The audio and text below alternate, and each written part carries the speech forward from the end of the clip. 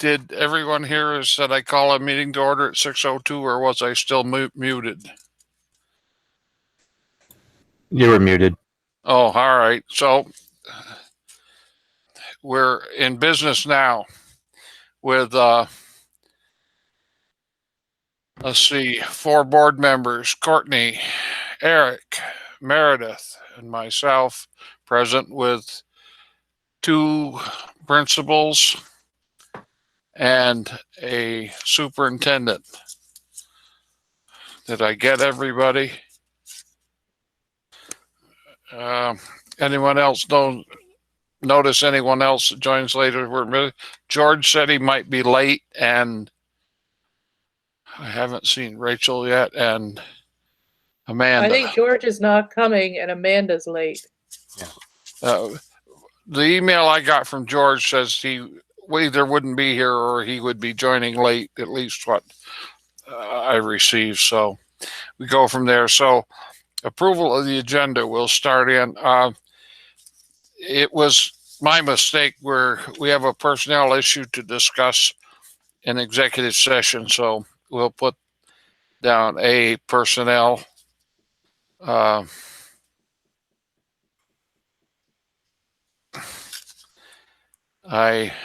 forgot to do that when I was talking to Wendy. Anyone else have any other thing? Meredith, you had something you wanted discussed. Where does that fit in? I guess it's new business. New business, okay. And that's Declaration of residency. Residency.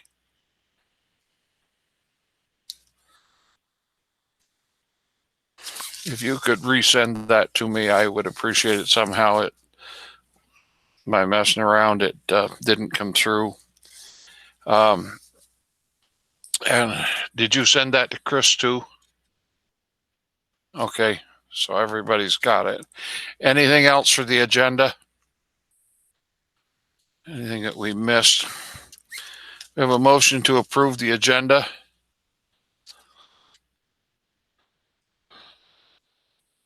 Who'd like to approve the agenda?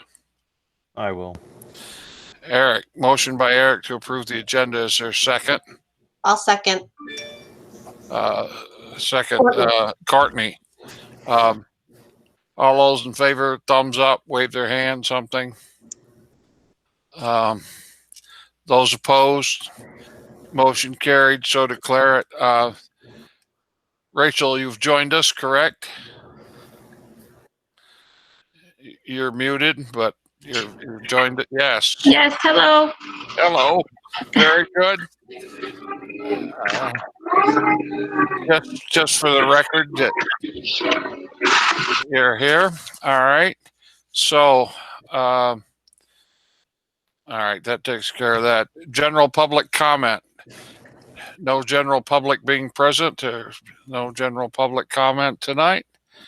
And the consent agenda approval of the minutes. The special carousel meeting of August 4th and the August 5th meeting and the September 2nd meeting. All 3 sets of minutes were posted with the material. Is there a motion to approve? I'll move that. Motion to approve. Is there a second? I'll second. Second by Eric. Any discussion or questions? Yes. Okay. We approved the minutes for August 5th last month.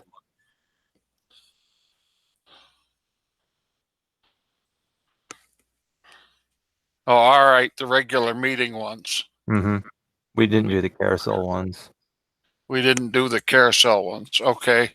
At least in my notes, I couldn't find it. So August 5th ought to be deleted out of that motion. Because that's the regular meeting. All right. I will just take that out. So we're talking about the September 2nd meeting and the carousel meeting in the motion. Is there any Any errors or omissions or corrections to the minutes? Yes. I just noticed a couple for the agenda.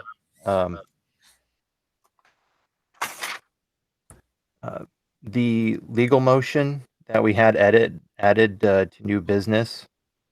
I think that should be on there. I mean, even though it's in there, but at least we're adding to the agenda under number 2.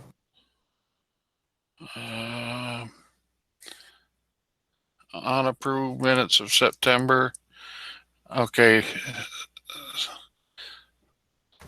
What should we be adding? Number 2, approved agenda. The legal motion for council.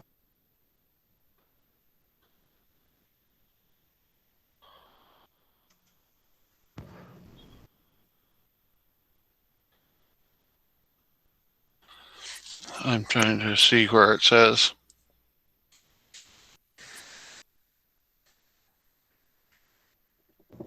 Oh, consent agenda. Approve being.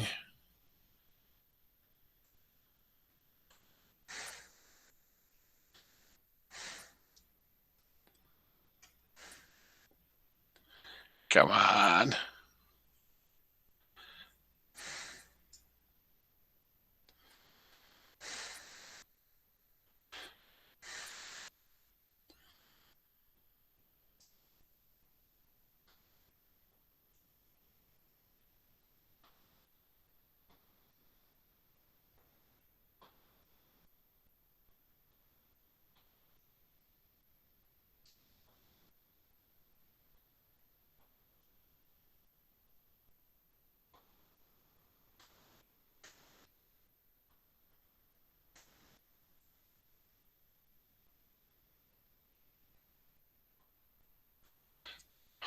What page is that on, Eric, that you're talking about?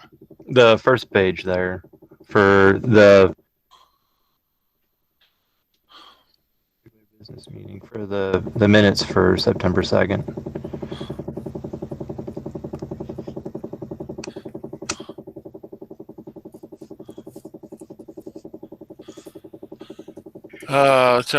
Call to order, approval of the agenda. Yep. Ask for additions. Or Yeah. noted Lisa Madison. George pointed out next meeting date. Chris added food service account. Motion to approve the agenda. Yeah. And it was unanimously.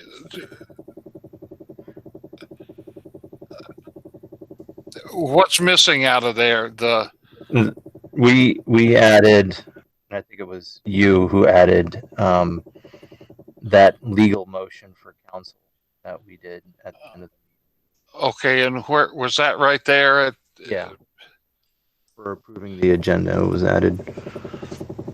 Oh, we added. Mm-hmm. All right, I'm following you now. We added to the agenda that we would be dealing with that later on.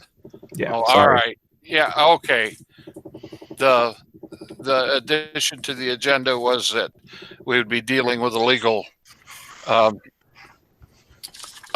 issue later on. Okay. That should be in there. Okay. With that change, is anyone any other? You have another change. Yeah. It says approval of the minutes for July 1st. That's when we approved the August 4th minutes. Minutes. Oh, and it should have been August. That should be August 4. Yeah, and actually, I think this was just copied from the previous month's minutes because I don't have that anything was changed. So I think the minutes were approved as they were for August. So okay. All right. So all right. Somebody just copied over the wrong date. It was all right. So we'll make the changes to those dates to get that correct. Anything else with the minutes? I didn't see anything All right. else. If not, all board members thumbs up or say aye or something.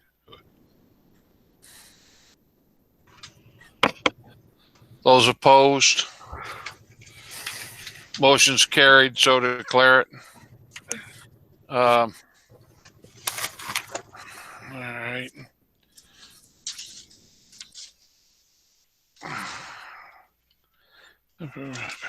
Warrants. We have warrants number 130 and 132. What's the pleasure of the board?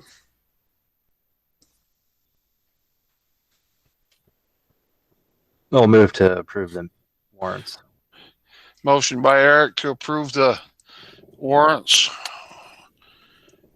130 and 132. Is there a second? Who'd like to second the motion? I'll second. Meredith. Meredith seconds the motion. Any discussion or questions? I think it was had to have been that one. 130. We ordered wood chips for the two schools. How come one's 1,100 and one's 2,000? Is that a difference in area? Wells is almost twice as much as Middletown's for the same thing. I was just curious how that happened. Is that quantity? I would assume quantity, but You got a tractor trailer load each of you, or? well, I wasn't there when unloaded. I didn't see how large it was, but I assume it's by the yard. By the yard. It just kind of stuck out because it was one right after another. Yeah. And then from the same place, and one's 1,160 and the other's 2,000. I just wondered if is it because Wells's area is greater? Probably. The area. We also had Visbit come out and do a playground inspection as well, so we had to order within the amount they recommended. So we ordered probably more than we normally would, but it is by the yard. Oh, okay. All right. That explains it. I didn't realize Visbit had been in there. No problem with it. It just kind of stuck out on the bill when I saw it. That was all. And all right.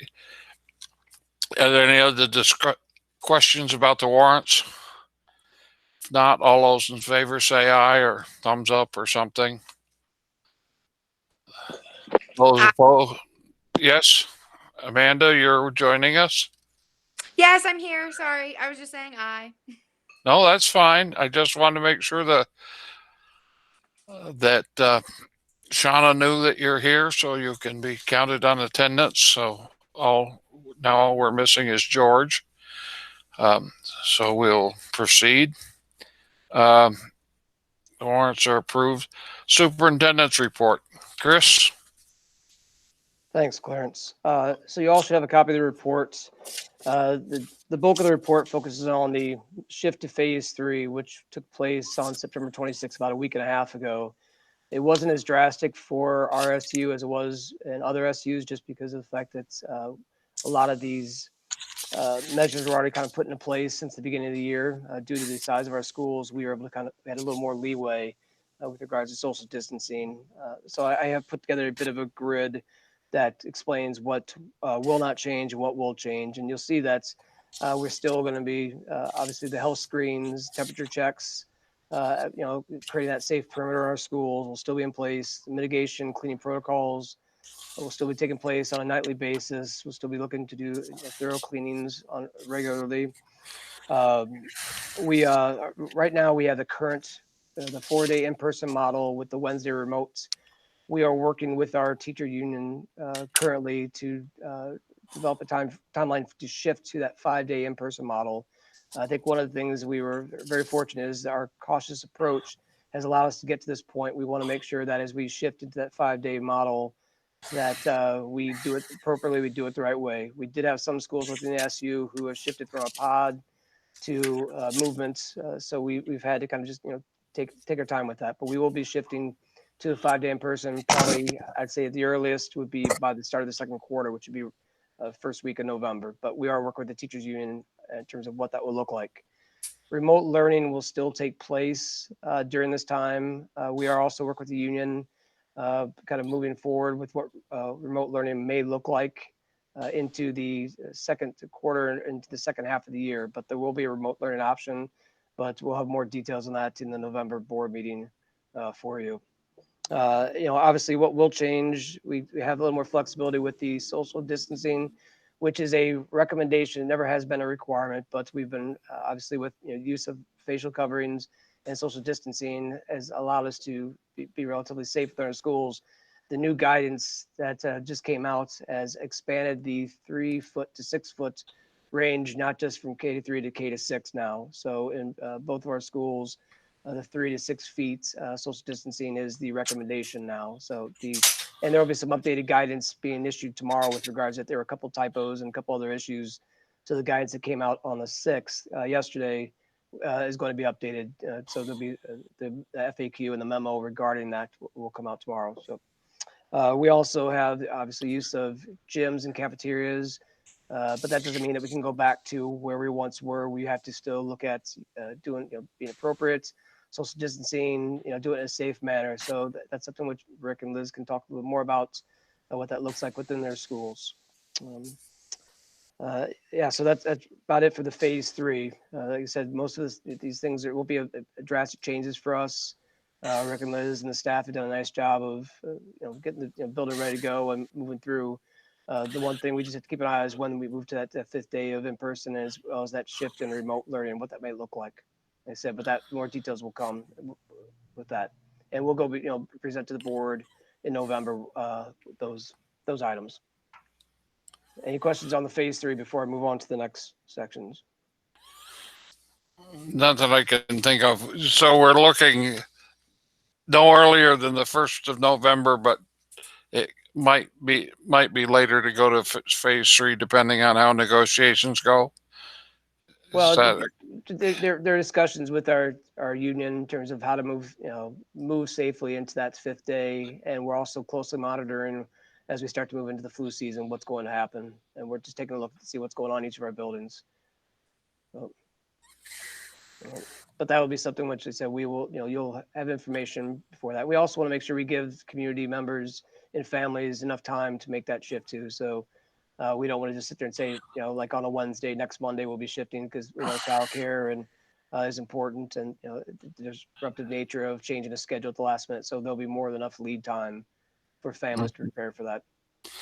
What are you considering for the Wednesday? That it'll be a half-day dismissal or a 2:00 dismissal, or? There are a couple different scenarios that we're looking at right now, and I think that's something where the 2 scenarios would be if we would shift to an in-person, it would be currently a half-day in-person. So instead of a 2:00 dismissal on the day, it'd be a 12:00 dismissal on that day. So currently what we have, but just to be an in-person, and then our staff would have their professional development and their training till 4:00 on those same days. Or the second model, that just depends on what we do with the remote learning, would be the 2:00 day, where all students are in person till 2:00 on Wednesday. So instead of like a 2:00 Tuesday, last year it'd be a 2:00 Wednesday. So these are the scenarios we're currently working through. We'll work with the union on, the admin team and teaching staff. Last year it was 2:00 on Wednesday, was it? It was Tuesdays. Right. And so we shifted it to Wednesday, just for the start of the year, because of the cleaning and the midweek. It was Tuesday. It was Tuesdays last year. I thought it was Wednesday. I'm sorry, I misunderstood that. I thought it was Wednesday. Okay, no big deal. One day or the other. Right. Okay. Go ahead for your next part. So the next couple things, really, just open houses. Where Rick and Liz can talk a little bit more about their open house and back to school nights. Obviously, we've had to make some shifts with this, because we can't have, families and inside the school building. But they did, Rick and Liz and staff did a nice job of rescheduling things and making it work, or going to make it work. So it looks good. So I won't take too much of your time with that. Rick and Liz can go in more detail with their plans and what that looks like. The conferences, parent-teacher conferences we discussed today, something which, Rick and Liz, who were we're not at our meeting, but we're, may have heard, but we're looking at doing a remote option for our parent-teacher conferences, which will make, more of a virtual, to give more flexibility for our staff as well as for families. Just we feel that's even if we're in a good position, good place, it just doesn't make sense for us to open the doors up and just have a variety of families moving in and out of the building. It's very problematic. So we're looking at more of a virtual or kind of like a Google Meet or a Zoom conference in November. So that Rick and Liz, so we'll have more information for that as we get closer to that time.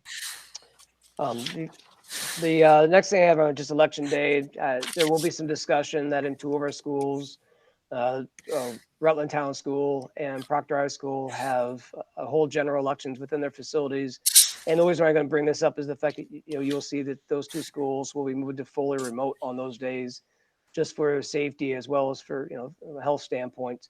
But all the other schools within the SU, so Middletown and Wells, will be in person on those days. So I just want to kind of clarify that's the only reason that those two schools will be fully remote is just because of the fact that that's a polling place. And so we'll have community members going in and out of the building. But Wells and Middletown will be a normal school day on those days. The last thing to talk about is the GRCSU Equity and Diversity Planning Team. We talked about this in our policy committee meeting the other day. This is born out of really H3 or Act 1, which is really going to have us take a look at just diversity, inclusion, and equity within our SU, just within each building, and also looking at age appropriate, curriculum, practices and things along those lines. So there's a lot there, but we are going to be asking for community members, inputs, participation, board members' participation, stakeholders in this as well, because it will be an SU, but we'll also be looking to craft things obviously specific to communities as well as the schools. And you'll be hearing more about this in the coming months as we move forward with that. Okay. Any questions for Chris on his report? Has there been any talk in the SU or Wells Springs about flu vaccines? Yeah, I'll jump For in if that's okay, staff? Chris. Yeah, Yeah. so our Okay. Jackie has scheduled between Middletown and Wells. I can speak to the date for Wells is next week. So we've offered staff to come in and to get their flu shots. We'll set it up and take care of that. I know she's reached out to Middletown as well. And students? We have not addressed the student piece yet, but would take feedback on that. Yeah, I think if it's possible, it ought to be offered.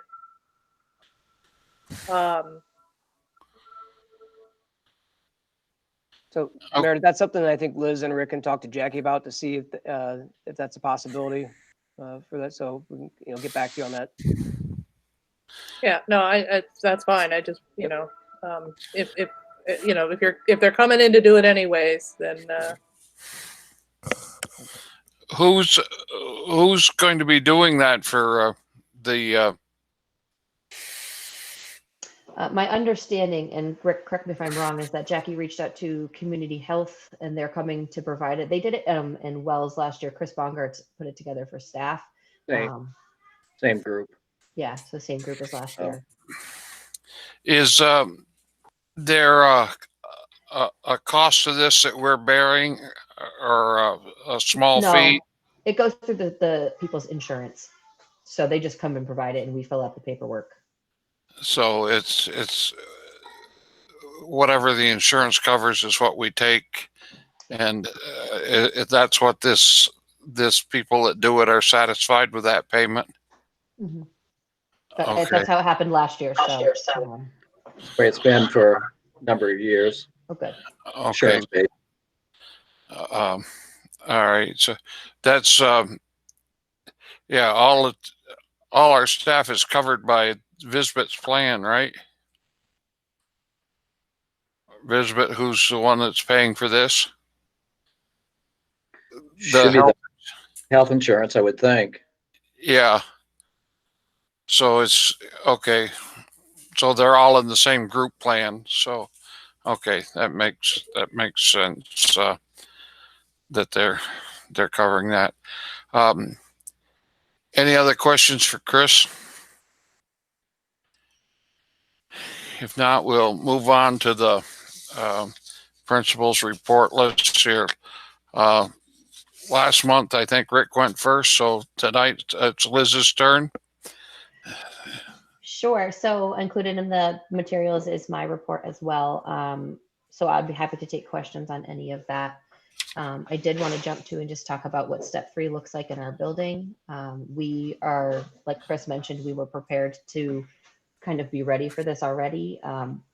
All we have done at Wells is asked the art teacher and the music teacher to move from being in the classrooms to going into the multi-purpose room so that students had the opportunity to have their specials in that space.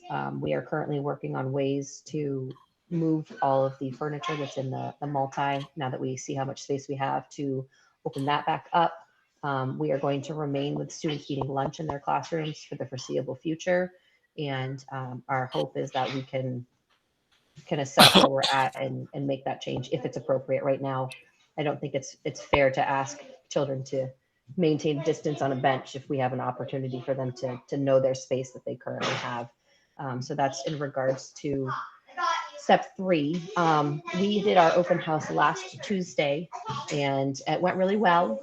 But if you were on, there was the fire alarm went off in the middle of open house, completely unplanned, but yet expected. We were spraying for bees and it got into the sensor and that was it. So we got a good portion of open house in, and teachers have been fielding questions from families that didn't get a chance to ask them in person. So I just appreciate the staff's flexibility and the support of everybody getting through it. So really happy with everything that's happening, and just excited to have the kids back and looking forward to the continuing changes that we're going to make in the next step. Any questions for Liz on her report? Or any questions for the Wells School? Oh, we can't let you off the hook that easy. Rick, go ahead. So it feels a little bit like Groundhog Day, in the sense of really we've been focusing on the academics, the new math and ELA program, and just health and safety of the kids. And really that has been the focus for the last 2 months and continues to be. But I really want to say things are going well. I'm really pleased with the students who really have adapted well to wearing masks, and all the way down to pre-K, and just everybody working together. As far as step 3, we're pretty much the same thing as Liz. We're still, we have tents outside and the kids are eating outside. We are using the art and music room now with the small classes for specials for art and music. And so no, we are adapting, and we'll continue as far as probably not using the cafeteria as a lunchroom at this point, as far as trying to social distancing. I'm glad Liz had a great open house. Ours was well planned, except faux pas with the internet. All the staff were on the open Wi-Fi, and it closed at 6, and then it shut everything down, and they weren't allowed to get back on. So I have to say the parents were very understanding, and we are going to try to reschedule something. But it was really good intent, and so that's welcome to the new reality. Just a couple things. We do have VINs coming for a program for the different grades, which will be outside. So really excited about that. And both schools are working on the AWARE grant and really bringing the social emotional learning support for staff, students, and families. So I'm really pleased with how that's going. So that's it. We're plugging away. Help me with my ignorance. What's LEA? Oh well, that's a great question. So ELA, English Language Arts. I think I said LEA. Yeah, it So- said it says LEA in your report, and Well, it that's should be the other way around. ELA, English ELA, Language. Yes, English language. Yeah. That's our kids that have. Is that the second language kids? ELA. Is not the primary language, or is that just the English Just course now? Just a whole reading program. Reading, So writing. reading program. Okay. ESL is the secondary language program. ESL. Yes. ESL. Oh, all right. It just didn't click when I saw LEA, and so I wondered about that. I have a question. Any other questions for Rick? Yes, go I have ahead. a question. It says winter sports program. There won't be one. Is that the same for Wells? And is that That's up to their program, but the PICO program, Share Winter Grant that we've had for the last 3 years, they're not offering a program. okay? Bromley Mountain is offering something. We have to, come up with like an action plan of what that would look like. They're not really feeling like the bus is the appropriate option. So it goes down to, how does Kelly and I want to coordinate and see if this is something viable? If there's another way we could bring, winter sports to the school. So it's not necessarily off the table as far as a discussion, but there's multiple steps this year to make that happen. And we oftentimes would share the bus with Meadow. So we have to consider what that looks like too. So more information is coming. We haven't given up on it yet. It's just at this point. Yeah, I was wondering if basketball was included in that as well, as far as that time of No. year. We haven't crossed that. I mean, that's still I would imagine basketball may not happen. I know at the high school level, they're talking 3-on-3. So on a full court. I don't know if it's going to happen. And you may not get I that don't think guidance it until early yeah. November. Maybe if the kids don't play games, but they could still have basketball practice. Possibly that could be an option. So we were trying really hard right now to not mix cohorts. So that means like there would have to be, specific grade levels. So I appreciate the feedback and the point, but not really certain where we're going yet with that. We've been talking to Kelly and waiting for guidance. I have to wait for the Principals Association to announce the top down on that one before they see what the program's going to look like. That could be.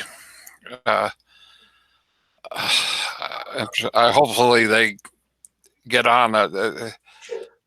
I mean, all these changes, if they're going to implement something like that, the sooner the better. Than for planning stages, a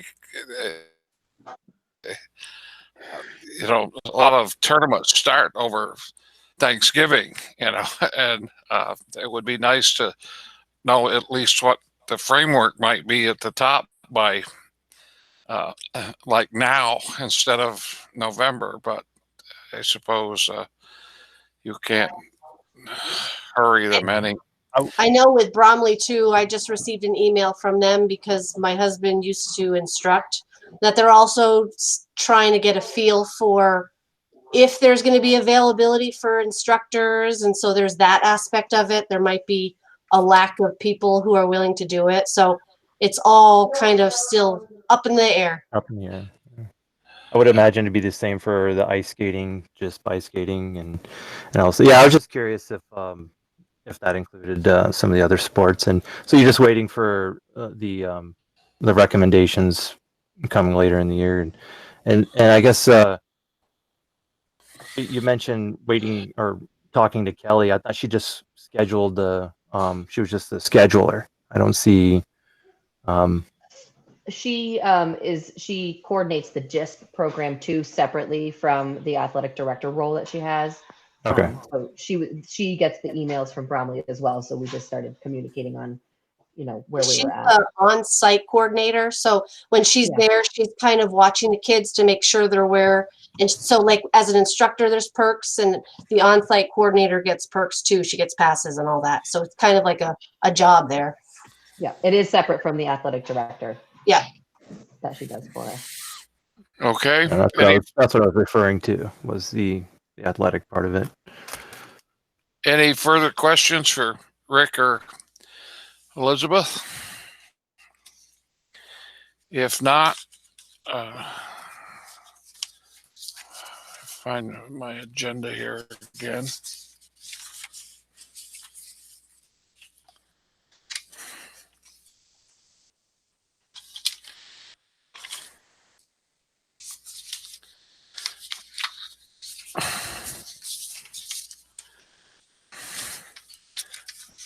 Doesn't seem possible.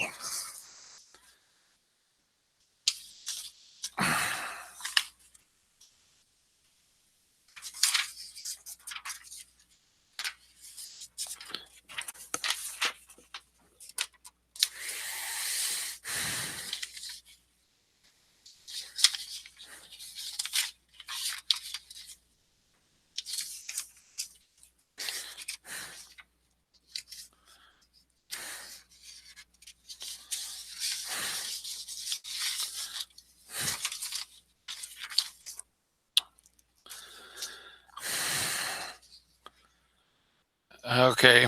Motion to approve the consent agenda. So moved. I'll Moved by second that. Eric, seconded by Meredith to approve the consent agenda. Any discussion or questions? If not, all those signify, say aye or thumbs up, something. Those opposed? Motion's carried. I so declare it. All right. Finance discussion of the budget. Lewis gave me a call. He wasn't going to be able to make it tonight, and he wanted to touch base. You all received a budget timeline in your packet. And for the local boards for this month, the timeline is basically discussion.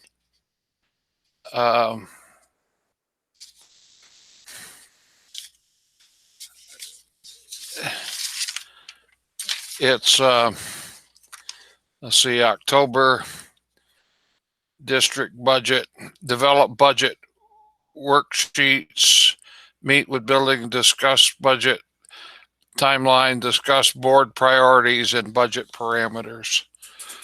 So this is your opportunity to make suggestions and put things in that we'd like to see in the budget for the coming year. Up, down, what we want the budget to show. I believe, correct me if I'm wrong, Chris, but the SU said proposed a budget level funded and put a separate line item in for contingency on any money differences that might be in for next year. That is correct.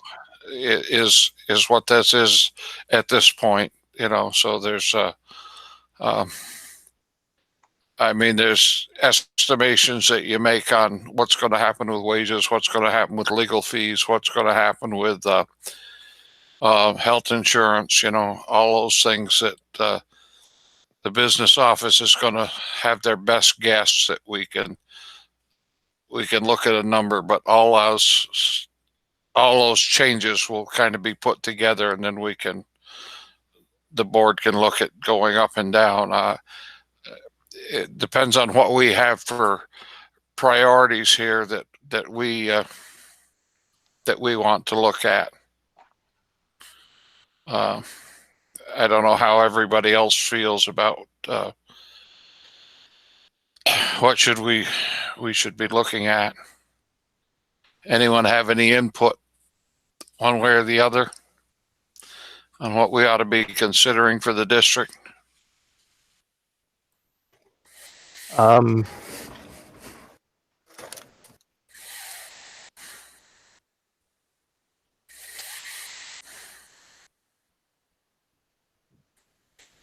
I did have one thought, and I don't know if it's a need at all, but is there consideration for having continuing the combined like fourth and fifth or fifth and sixth grade together, or having another teacher come in?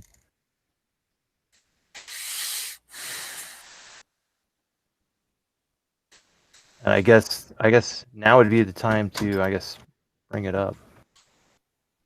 I think we have to look at that was probably part of that decision was based on the number of students that would, and the size of the group and the participants in the group on what classes would be combined when it was done. I don't know.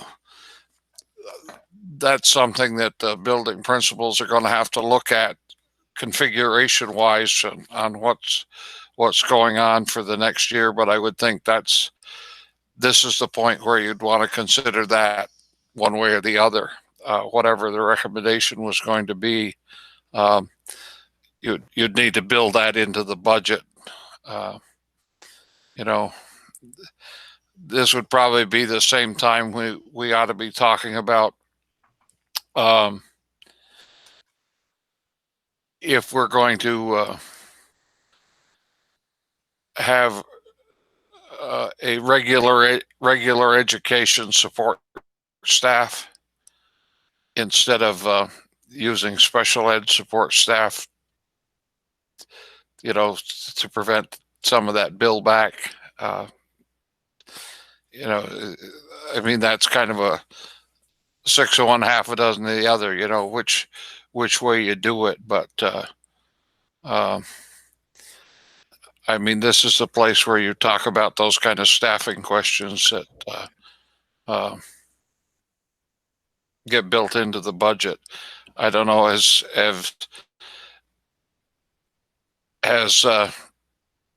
have you had an opportunity to look at any of that stuff yet, Chris?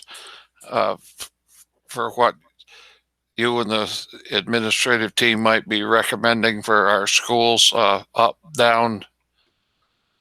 Well, we're obviously we're always looking at programming and staffing. I think we touched upon the support staff, and that is a consideration in all of our schools, what that may look like, because the bill backs are problematic for us on a yearly basis. So we are looking at what that model may look like, and we're running different scenarios. And that's something where, as myself and Lewis will meet with Liz and Rick individually, and then I think we also need to meet collectively together too, just as we look at different things. And I think this is also where just my experience is like a priority-based budget. We really look at some things that the board really would like us to take a look at and explore what other sorts of initiatives. So instead of, if it's a multi-level grades, we can look at the different scenarios, what that would do. And from a cost perspective, we look at shifting, ESP and special ed and what that would do. So we could run a lot of numbers with that for you. But okay, I was just curious.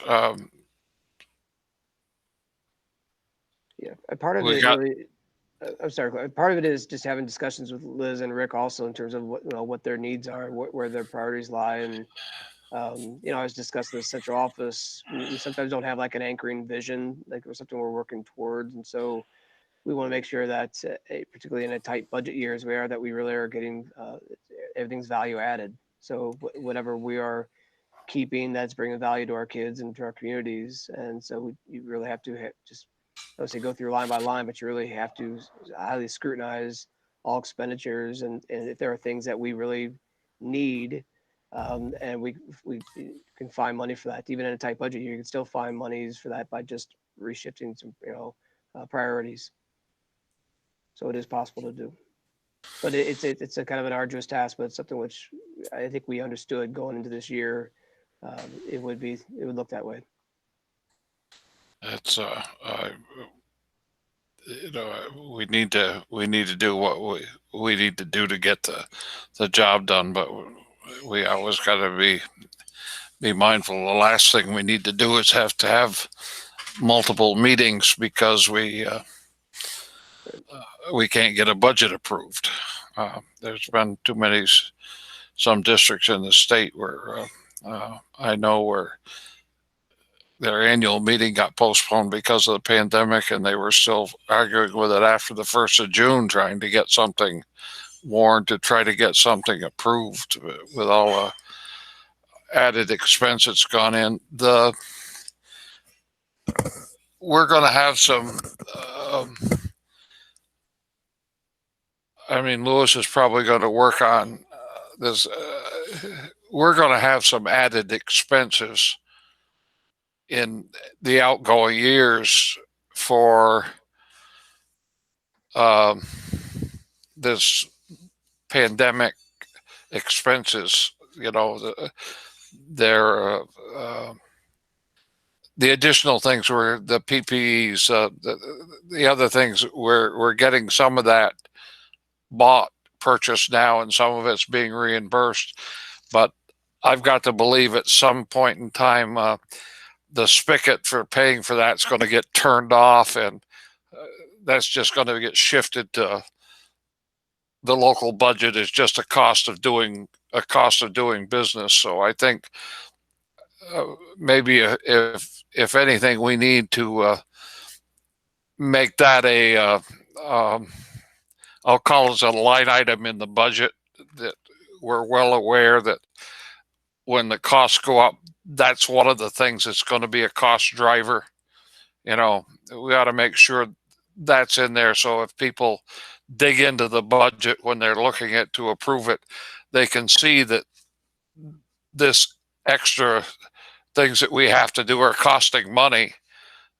But it ought to be clearly visible. I would think that would be something positive, because I gotta believe we're gonna wind up paying for it. It ought to be in the budget anyways, even if it shows a revenue on the other side that's covering for it. At some point, that revenue could very well be drying up, I guess would be my thoughts. And the look on the staffing issue. Are there any other points or areas that people can think of that Yes. they'd like looked at? Yes. Eric? I was hoping Lewis would be here because I wanted to ask him about the bill backs and the disallowed spending. Last year and this year has been significant. And when you add it up, and the way he explained it was it had to do with time studies done for at least last year's disallowed spending. The time studies were done in the fall, and then they couldn't be done again. And this to me seems like we're just budgeting this extra money in for this. It's like we're just throwing money at this instead of trying to find a way to work around it, I guess. And I guess I would bring it up at the next GRCSU meeting as well. But again, it was $40,000 last year, and about the same this year. Um, so that's something that I don't know where he's putting it in the budget, but I guess if you know if people knew that we're just budgeting this extra money in for this extra spending, and then last year's budget we agreed to have to hire just a person to come in to cover those duties so that the principals weren't using um, um, the special educators or paras or whatever. That results in that extra spending. And of course, I don't know how it's going to look, with the way things are going this year, but I don't know, maybe Chris can, or the principals can offer some insight on that. But that's just one area that I've been concerned about. So to address the build back, at least for Middletown Springs, we have one special ed IA that's for all students. And at this time, we don't have students that need support like during recess time. So that will be unallowed time. And there's no way around it. Having an extra IA to cover that recess time is not going to do any good.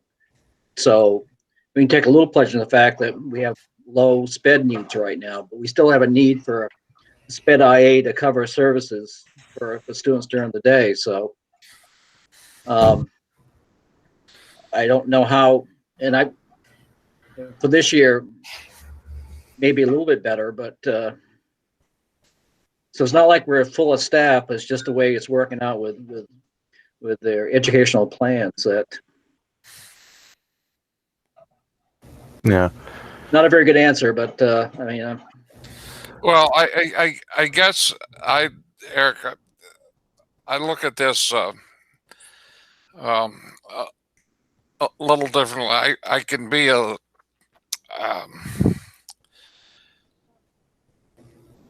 supervisory union had to take over special ed costs. All right. So they have to provide someone to cover the special ed needs at a school.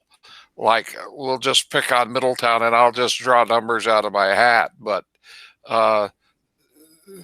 we need a special ed person there 75% of the time, because that's what the IEPs dictate all over to the school.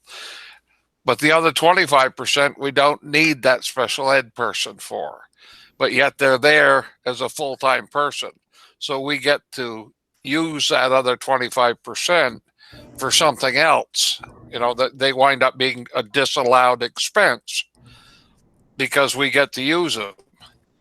Now, if we hired someone to replace that and we didn't use that special ed person when they're there, then that disallowed person is going to be on the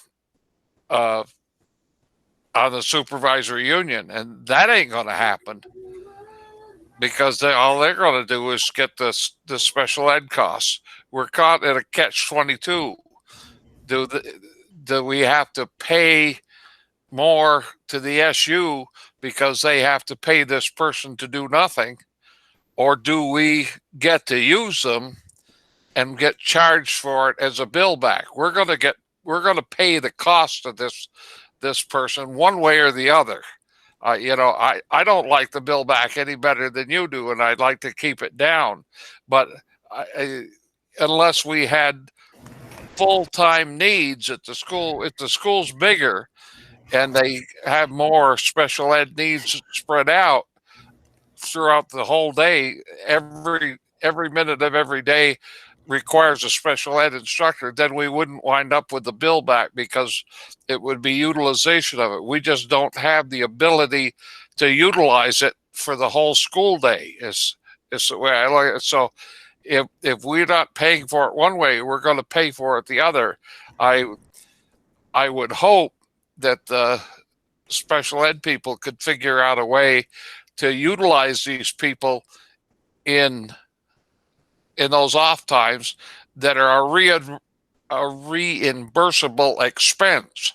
I think part of that is something that the special ed director might be able to manage a little differently. Am I wrong in that assumption, Chris? That No, you're correct. And that was a discussion I had with Christine Cam today. We're talking about this exactly. So she is looking at alternative solutions to address this problem, not just here in Well Springs, but all across the SU. okay, so that's I mean that's the only way I see of helping the problem is utilize these people, have a program that utilizes their full time as a special ed person as much as possible to limit our exposure.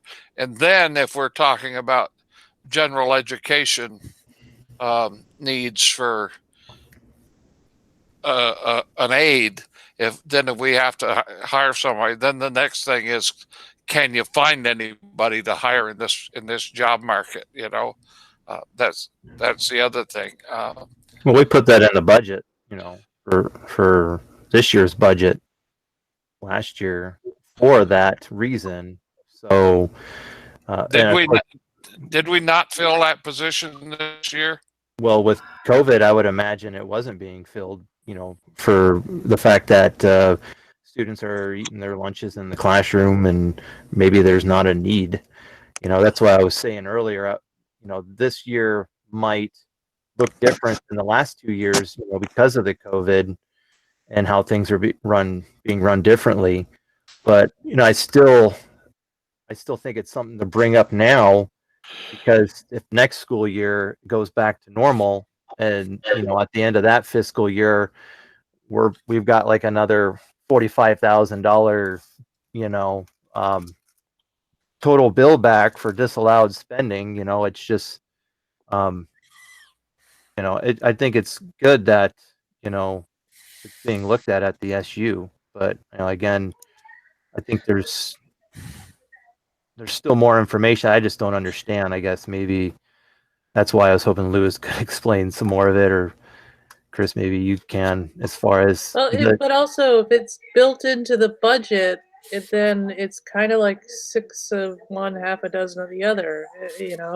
We've got to pay for it. We plan to pay for it. It's not getting charged more, like Clarence said. If you're only using 3/4 of a person, you're not going to fill that job as a 3/4 job. So I just think being prepared, having it in the budget is important, whether not necessarily as an additional job. Well, we're getting charged more for using special ed and paras than we would having, just like a regular hourly person, No. When you get right down to it, we aren't. It just shows up a little differently, because when we're getting charged from the bill back, we're paying their retirement, their Social Security, and all that other stuff that's added on that comes in with the bill back. But if we hire them directly, we're still paying for all of that stuff. It's just coming out of another line item in the budget, so you don't see it. You don't see the same cost, because it's still there, but you'd have to pull it out and add it all together. It's not just the wages, because both the people are all paid off the same support staff pay scale. They're all paid the same, regardless whether they're special ed or whether they're general ed. They are all at their attained step. It's all the same rate of pay. Now, it might be a little different because of years of service or something, but it's still the same wage scale that they're paid from. I used to think that we were getting hosed on all these deals, and then once Lewis explained that, that was all the benefits and everything that was added into that we were paying back, but we were still paying that on the other side. Like like if we hire an aide, we're giving them health insurance. Our health insurance cost for that person is on the health insurance line. We don't see it, but when it's an SU employee and we're back paying it, we're paying for their health insurance too in the bill back. You get to you see it built in there where you don't see it built in um, regularly. So it winds up being the same cost when you add it all together. But I do think that I don't like the category, the state disallowed expense. You shouldn't have that expense. We aren't going to pay it, and it's a bill back. So it looks like we aren't paying attention and aren't managing our budget appropriately when nothing could be farther from the truth. I see your point, Eric, and we if they're working on trying to get this down, Chris is tackling this, and so we might hopefully we'll have some movement in that area. Yeah, I get what you're saying. I have a question regarding that. Would it be a true statement that this is more of an avoidable cost for Wells than it is for Middletown because of our higher special ed numbers? Probably. That would it's reimbursed more than ours is. So that 25% we're not getting any reimbursement from for the special ed costs, and you're getting the 40% reimbursement for the whole job, for the whole full-time job. We're only getting it for the 75%. Okay. So yeah, it would be utilization. I have a question with the model this year of the kids eating lunch in their classrooms. So the special ed aide is if we have a special ed person assigned to the whole school, they're always working with students. So during lunchtime, the homeroom teacher, so to speak, is handling all the special ed cases along with their regulars. Well, it depends on their IEP. If they don't need support, like one-on-one support during lunch, and that's not a reimbursable cost to begin with. So, and for Middletown Springs, the IA is helping out with duties, and we try to set up to make sure that the teachers have their contractual number of duties per week. So, but if I had a student that needed a one-on-one, that the IA would have to be with that student during that time. That's a reimbursable cost there. But if the IEP doesn't call for a support during like recess or lunch, I mean, it's just not reimbursable. Okay, and that's so that it would have to be, in order for that cost to be covered, it would have to be in the IEP Right. that's a reversible. Yeah. And I don't think it would work if you're having the IA cover the whole class and supposed to be supporting a one-on-one. That would not fly at all. Yeah. So no, that's not what I meant. But if you got a classroom and you got the teacher there, if the IA is in there also because of a student needs, then that's reimbursable. But they can't cover the whole class. They can't do recess duty and get reimbursed for their one student that they're watching while they're watching all the others too. I know that seems perfect example. So in this case, we have one lunch, one recess for Middletown Springs. The SPED teacher has a half hour a day that, maybe a bigger school, they would be offering, if it was a split lunch, split recess, they'd be offering services to students during that switch period. But in this case here, there is no services provided during that time. So that's not allowed time. So that's 2.5 hours a week. Just that's the reality. That's would be reimbursable. Okay. That's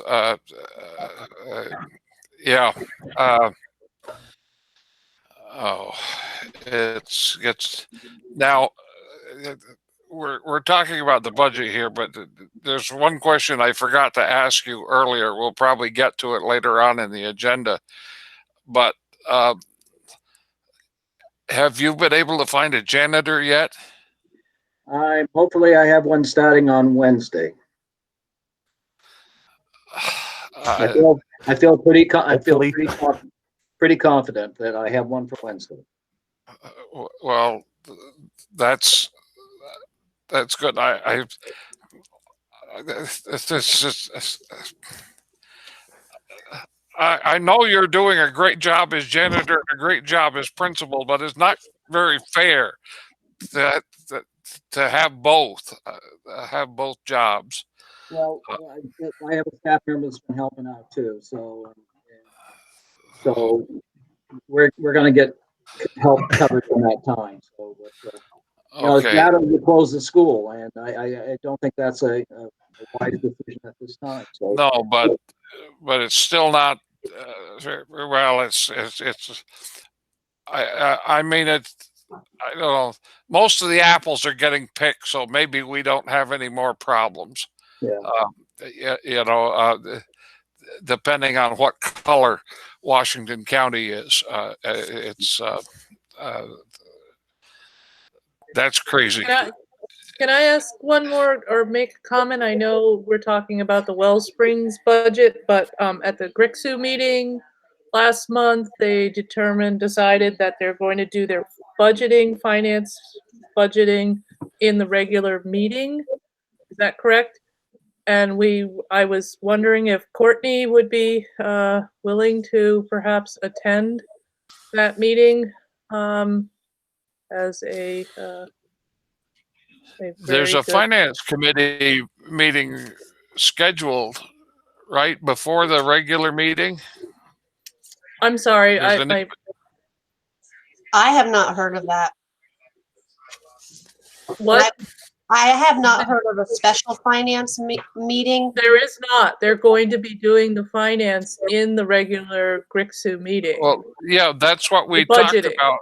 But then an invitation came out for a finance committee meeting. You know, am I mistaken on that, Chris? Oh, it lengthens the time of our meeting. So I think it goes to like 11 o'clock. I'm looking right now. It's the same day. Yes, that is correct. So I can make sure, Courtney, if you're willing, I can make sure you get invites to all that. Sure. Okay.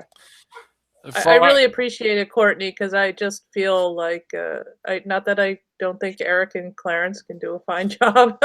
Don't mind having another pair of finance eyes on there. Sure. Yep. Yeah, I agree. Very much appreciated. Thanks, Courtney. For years, we've relied on you fine folks that look at those spreadsheets for a living, that things that we miss or things that know how to ask the right question about. So if I noticed that meeting is started, is financed like it's early, 5 to 6. I think the invitation said. All right, we've beat this horse. If there's no more on the budget, more suggestions. We have some. Our general concerns have been expressed on what we need to look at, so Lewis can have some input on where he's going.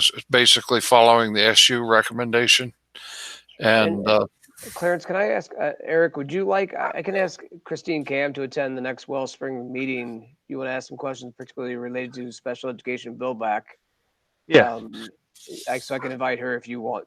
She might be able to clarify some things for you as well. Yeah, that'd be great. I mean, okay. I was also thinking about like emailing Lewis or her too, to just for some, I don't know, some more information that might be relevant to that, just to get a better understanding, to be honest. I mean, it all makes sense. And I just recall last year we had a little bit different conversation, and, some of the points and explanations that Clarence and Meredith, you brought up now, weren't expressed, I guess. So I guess explained on how some of this special ed works and the bill backs and all that stuff. I didn't understand it completely until Lewis explained it when we had the bill backs this year. That's when it became more clear that, it was, oh, wait a minute, the numbers look totally like we were getting hosed, but when in fact we aren't. It's still a cost. It just appears to be a really bad situation. Like you look at it, we got to stop this, plug this hole somehow. Well, we can't very well, but we can do if Chris is working on something with Christine to adjust this to limit as much as possible. I guess is what I'm saying. So we're drawing attention to it that this is a concern of ours and we want it addressed. Exactly. Thank you. Okay, I think it goes without saying. So we'll, if there's no further discussion, we'll move on. Personnel resignations. We have a resignation of the Middletown Springs janitor, Justin Davenport. I'll move to accept the resignation with regret. Is there a second to the motion? I'll second. Second by Eric. Any discussion or questions? He just changed careers, Rick, and wanted to give us 2 weeks notice and was gone. So did a good job when he was here. Sorry to lose him, but I was going to say, who's doing it in the meantime? But I guess that question was already you're looking at the janitor. Very capable individual, by the way, but so Making it work. no help from Wells at all. Not possible. I think, yeah, we're getting it. Yeah. Is there some financial adjustment being made to the people who are doing that work with you, Rick? And Rick, is there a stipend or something? There is very graciously that a stipend for the extra work. So let's adopt a motion for Justin. All those in favor, thumbs up. Those opposed, motion carried. I so declare it. All right. The non-union contracts are on here. We've had those tabled right along until we have a better picture of what's going on with the unions, with the teachers and the support staff, and they're still hanging up there. We have some meetings scheduled for later in the month, if I think I'm correct, that we have a what's it called, mediation session scheduled. So we'll continue to have that tabled by consensus. If that's agreeable. Hearing no objection, I so declare it. New hires. C. What do we have for new hires? I didn't print that one off. Support staff. Support staff. I don't see any new hires. I just see support staff and extracurricular on the sheet that I have. Okay, Yeah. so there's no new hires. Chris, would my internal sub be on this list for approval? No. Okay. All right. Old business. Wells property transfer. We hear anything from the lawyers yet? No, we have not. I apologize. No. You've dealt this Farsi. We've dealt with him for a few years now, and we went with him because he really knew what he was doing, and he got back to us in a timely manner, and now he's stopped. So that's not your fault, Will. The last communication that was in June, so, and in that communication said we're almost there. You know, we just have one more thing to do, and so I don't know what that one more thing is, but we're trying to get this completed. So Waiting for the dynamite to go off and under him, maybe. It's probably what it's going to take, but I don't know. Hopefully we can get that straightened out, and before you decide to move on, it's been through this, so it'll be 5 superintendents that have had to deal with this, I think. Not that I'm rushing you to leave us or anything, but we do need to get that finished. All right. Chris, these support staff revised contracts and extracurricular, do these need to be yes, I was gonna say that. Thanks, Eric. Yes, we need to approve the extracurricular and the support staff. Or, yep. All right, I'll move to approve both the support staff and revised contracts and extracurricular. The extracurricular, that's the separate pieces. That's not the support staff contracts for the regular ones, right? Okay. So you'll move that. Is there a second to it?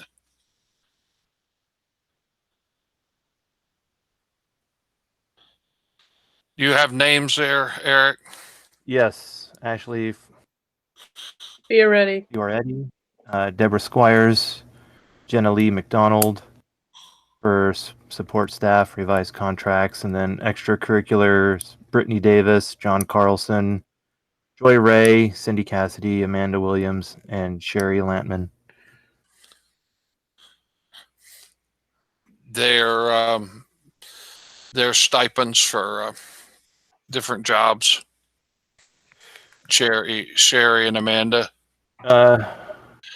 Yeah, there's stipends in there. Yeah, I would just. These are Just the same stipends that like we saw at the GRCSU. Okay. Right?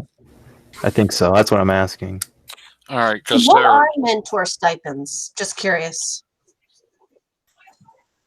So a mentor stipend is a staff member is mentoring, like I say, a newer first year teacher. And so they just get reimbursed just for a year's worth of service and just working with us and going through the paperwork and things along those lines. So. Oh, because we're required to provide a mentor for all new employees. And so these are the people that are mentoring them, and this is what's agreed to. All right. Any other questions about the motion? Yeah. Chris, these building substitutes, are these the substitutes that Lewis was talking about for the CARES money? Yes, this will come out of CRF funding, correct. Okay. Okay. And real quick, we initially have that until December, but we have tabled some money that if we need to go past December, we do have some money available for that. So we're through December 31st is the actual date. So if we need to extend these building substitutes, we can, these positions. Okay. All right. Any questions about the motion or the list? Revenue, expenditures, resignations.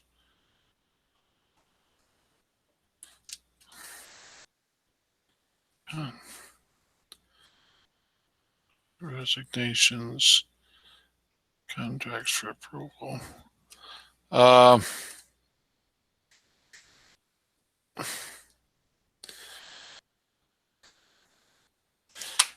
If not, all those signify by raising their thumb, or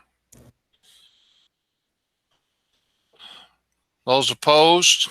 Motion carried, so declare it. Community health update. Oh, sorry to interrupt. Who seconded the motion? Who seconded the motion? Eric made it. I'll second it. Thank you. I'm sorry, I did have to do three things at once. And it's there and voted. Is there any community health update is the next thing under new business?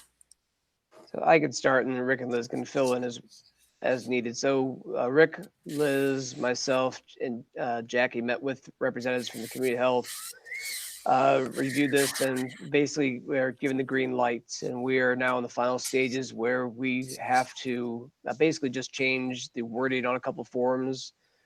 Just from, I know that we're using the same form, say Slate Valley, so we just changed Slate Valley to Wells Springs and just put our new school logo on that and then send that over to David Schneider. And once they have that, then they will be ready to go. I know that Jackie Becker, the school nurse, met with representatives to take a look at the equipment and just kind of just, I don't want to say pick and choose, but just really kind of just familiarize yourself with the equipment should be used in both buildings. So our goal is to have this in place within the next month at the latest. So, and once we have the forms approved, then Rick and Liz can talk about that, but we will be disseminating that to the families, and I think probably via newsletter, correct? The initial information's gone out to the parents just to say, hey, this looks like it's coming. So, Okay. Yeah, so seed has been planted. Okay. Do we have anyone have any questions about that?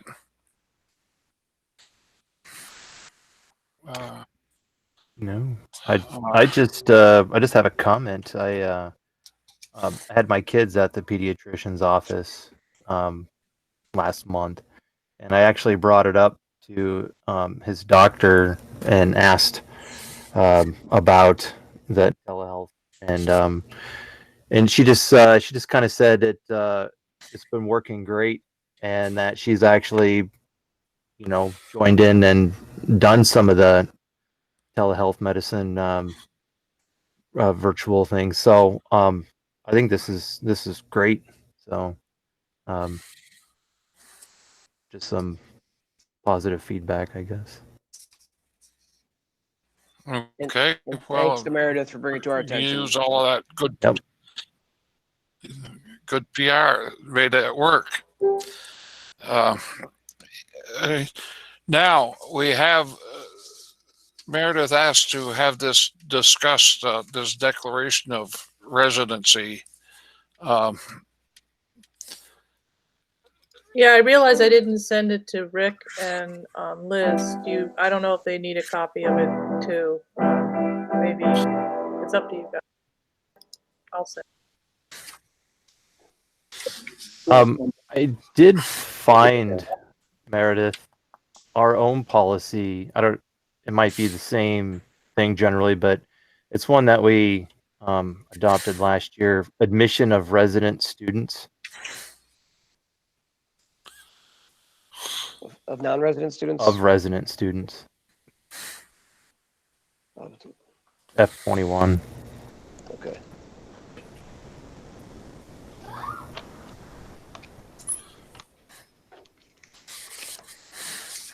But is that for our schools? Yes. So this was sent to secondary schools because we're choice.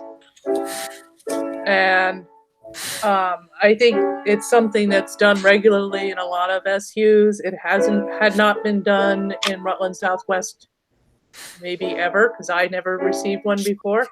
BRSCU does. I received one from Long Trail because, but it is our document from Long Trail because they said they didn't have time to do it themselves. So, and it got very confusing, and I think it needs to be definitely addressed, and it should be going out to all our secondary choice students. I don't know if it's only going to Long Trail. And I've been told it only needs to really go out once. But it is a bit it's not onerous, but it you know, it's not I could imagine some families being challenged by filling it out. Let's put it that way. So I appreciate you sharing this. We have one that Pardon? we have one that we include in our families that is a lot more interesting than this one. So It's more complicated? yeah, it has Yeah. multiple layers. Yeah, It- and you know, I kind of felt like you know, there were some issues in particular with, you know, while for some people getting some of these documents may be difficult, why it needs to be witnessed and have two signatures, like it's not clear. You know, if you're a single parent, are you, you know, there was just some really lack of clarity in this. Plus, would the say- second page doesn't even have the name of the student on it. In fact, the name of the student is nowhere on this. Yeah, ours specifically, we do get a lot of questions about ours, and we just, you know, help the family and walk through it with them. And Right, but in this day and age, they Yeah. can't just walk into any of our offices and get some help. Like, that's also something I heard from parents. They'd say, well, I just go down to the school and I fill it out there. And I just want, if this is going to go out to everybody, and I don't know how many people it's gone out to. It may have only been Long Trail parent families, but it needs to go out everywhere. So we are getting reimbursed properly, or know who we're paying, rather, not reimbursed, know who we're paying. So I think this is something that the business office is trying to work through. Is that right, Chris? I mean, That's correct. yeah. Yes. So I can meet with Peggy Thomas, who handles this. I'll share some of the feedback that you gave about improving that form, and even have it like an insert or something that provides a little more explanation for some of the reasoning behind it, in terms of like a witness or a double signature, in terms of what their rationale is behind that. And like I said, Yeah. in different scenarios, almost like an FAQ for them might be helpful. Yeah, I mean, if you're providing all these, or you know, a couple of these documents, I'm not sure why you would need a witness. I mean, you're providing you know, a lot of pretty personal stuff. And a witness is not anybody. You know, it's one thing if you're saying it needs to be notarized. A witness can be just an adult anywhere. It's really useless, I think. But all they're really witnessing is a signature. Right, know? but it's yeah. I know, You know, if you're from the BRSU, and it was much easier than this one. I didn't have to witness. There was 2 documents I had to provide, which was a tax bill and my driver's license, and that was it. Yeah, and the driver issue, you know, a bunch of those things. If you're not driving, you're not going to have an insurance card, a driver's license, all these things. So, and I know there are some alternatives, but like I said, for some of our families, I could find this being really challenging. I mean, I have a PO box, and it's a pain in the ass to do these forms. Not Courtney said- impossible, but it's just more to it. Okay, Courtney said BRSU. Correct? Yeah. Okay, so maybe I'll reach out to them just for a copy of that form, just to see. I might even have the one that they provided me in my email. If I find it, I'll forward it to you. That'd be great. Thanks, Courtney. Chris, I'll send you ours just so you have a reference of what Yep. we've been doing. Sure. Is Yeah, this just I think this is this is part of the merger, you know, Yes. and trying to get these documents up to date and dealt with. I think in the past, Rutland Southwest, just Lewis handled, you know, between Lewis and whoever was the superintendent at the time, they verified who was living in our district. Right. And this is just the reason for this form is so that to make sure that you live in the district you say you live. Yeah, it's twofold. I mean, it's that they live here, but that these schools can get paid by us. I mean, it's so we want to prove that we have to pay them. Makes sense. Yeah, because like if some, I mean, this is GRSU. It makes a difference where if someone declares Ira Middletown Wells or Rutland Town is a resident, then a secondary school, anyone we could pay tuition to. But if someone says they live in West Rutland, Pulteney, or Proctor, there's no way that we're going to be paying secondary tuition on them. So they either aren't going to make these out, or they would very likely like to claim a resident other than where they might very well be, just for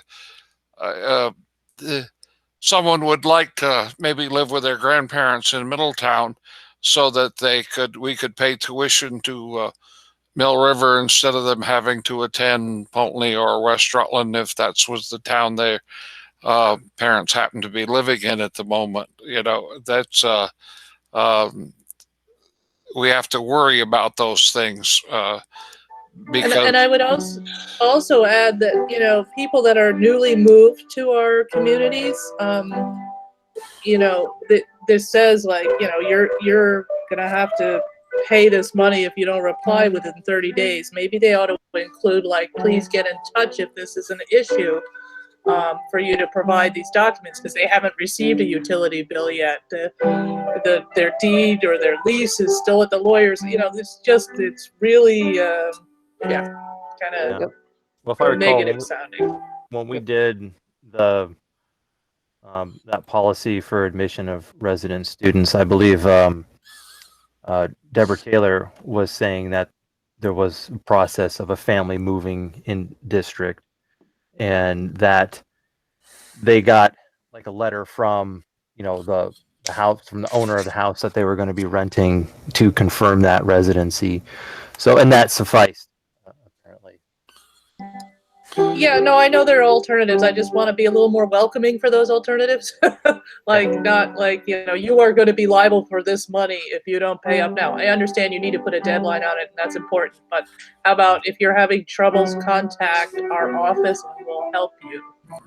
Yeah, contact the business office or discuss this with them or something, some path to assist them, in getting it done. Okay. Does that solves your discussion that brought up come before us? And Yep. I just wanted to just. And the action is going to be looked at. Okay. Yes. I'll speak with Peggy about that, and I'll All right. provide feedback. Thanks, Meredith. Yeah. All right. Now we have policies: board member conflict of interest and board member agenda preparation and distribution. These two policies are up for review. It's time that they were reviewed. So this is the stage they get just warned that we're going to look at them. If anyone has any comments on things that they think are wrong or need updating, make it now. The policy committee will be looking it over, and it'll come back out for approval once everybody's had their suggestions considered. Whether it may be simply just renewing the same thing we've got with no changes to it, but at least it should be looked at and reviewed and updated, so to keep them current. These are the first two on the list that are not very controversial, so we can. I looked them over. I didn't particularly see anything that looked out of place that we need to adjust on this. But that doesn't mean that everybody else might not have found something in the conflict of interest policy. Does anyone see anything that they would like to see changed on that one, or they don't like what it says? No, I didn't see anything that to me would stand out. I mean, it's the same policy we've had. So yeah, so it's just kind of this is the informal part of it that we give an opportunity, and the other one was board meeting agenda preparation and distribution.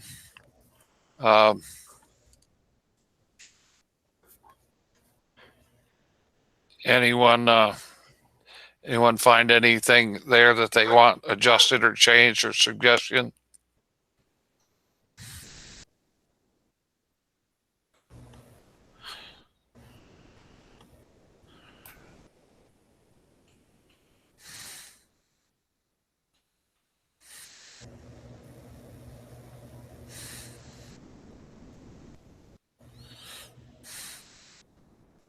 Says we get the material for the board meeting 3 days ahead of time. Is that soon enough before the meeting to have this stuff?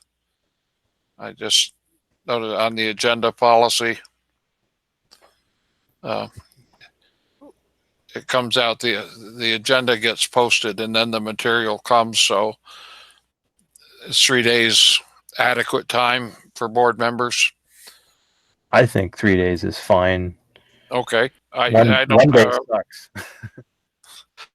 Well, at least it gives us an opportunity to look at it beforehand. You know, that's what it's about. So that if you have questions about it, you can raise them. Okay. Then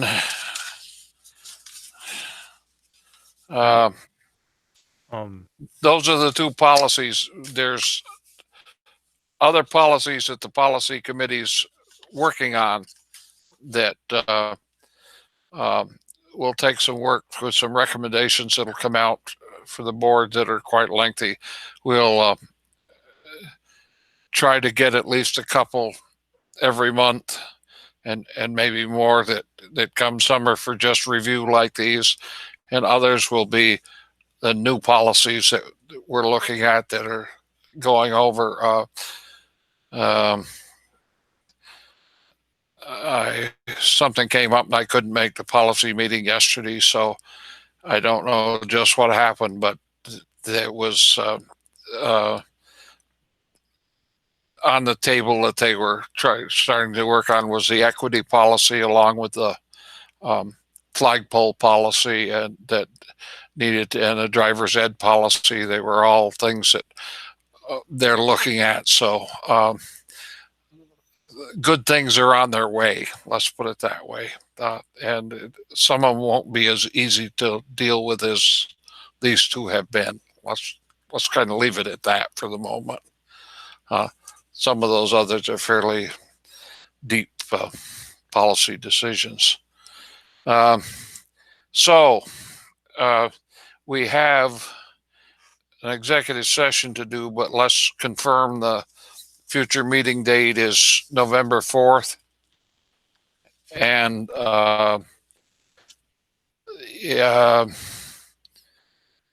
Amanda is going to move that the meeting be adjourned, and Rachel's going to second it at whatever time we get done. And I'll move us into executive session for a personnel issue, and Eric's going to second that motion. So we're going in, and we'll come out by consensus, if that's agreeable. So now Shauna can get that stuff recorded, and then we'll move into executive session. I just had a quick question. I'm sorry about the policies. Go ahead. I know we talked about at the policy committee that they would come to the board. The board would review them, and then it'd go back to the policy committee. But since these are already warned, couldn't we just adopt them now? Everybody gets a chance to look at them now, and so when they come back, if any changes get made, it'll all come back with all the changes in them. Okay. If I'd be fine with adopting these, but if Quarry Valley or Rutland Town or Ira thinks something should be different, maybe Rutland Town wants the packet at least 4 days ahead of time, just to be different. Well, then we could all agree that maybe it ought to be 4 days ahead of time. That would be a change instead of adopting it now and then having to re-adopt it. Okay. That's why it goes to them and then comes back with a recommendation for adoption. And when the policy that's going to be adopted needs to be posted for 10 days. So if there's any change to it, that's why the agenda's coming a little earlier now, because to meet the 10-day warning requirement on policies. Yep.